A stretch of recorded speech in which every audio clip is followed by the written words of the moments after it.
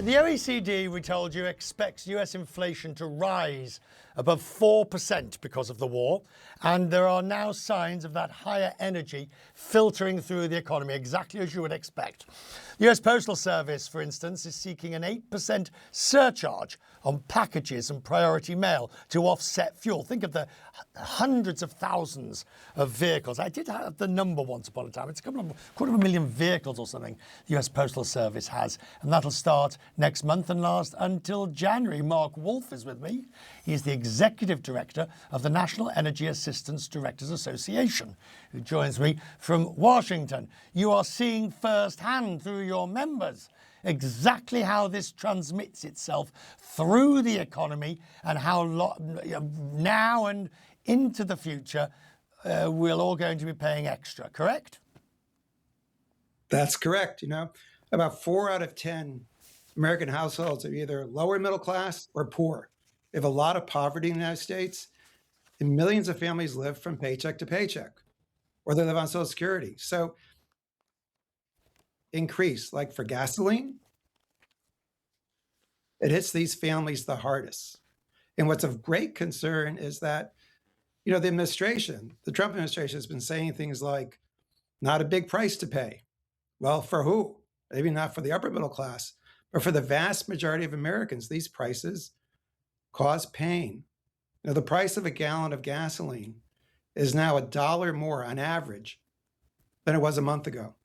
And so a family that drives or uses about 15 gallons a week, that's about $60 more a month they were paying before. Right. Now, and those prices filter into the cost of food.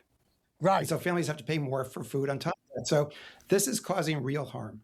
Because I think the significance, of course, and I'll say now, to viewers watching, the US is in a very enviable position because it doesn't have a potential shortage of supply.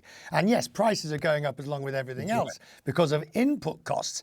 But there is still fuel here. Take the Philippines, where there is a shortage, take those areas. But the problem is how much, from your point of view, at what point does the damage go to the next level and to become, when I say really serious, I think you know what I mean. Well, we're getting close to that. We're not there yet. Right now, it's only been a couple of weeks. But as this goes on, and as prices stay high, it causes families to have to substitute. We know from surveys, they'll buy less food, they'll buy less medicine, anything to pay the costs of gasoline, because they need to go to work, they need to take their kids to school, they need to take their family or their mother, for example, to a doctor's office. Those are essential uses of gasoline.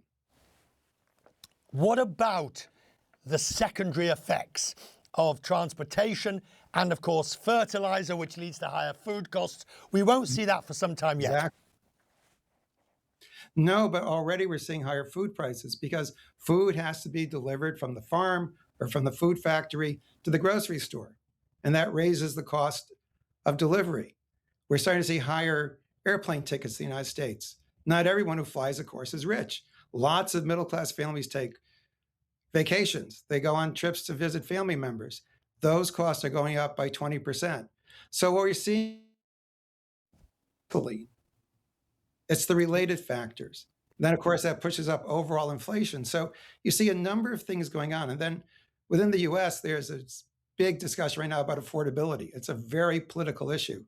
People are saying they can't afford basic goods and services.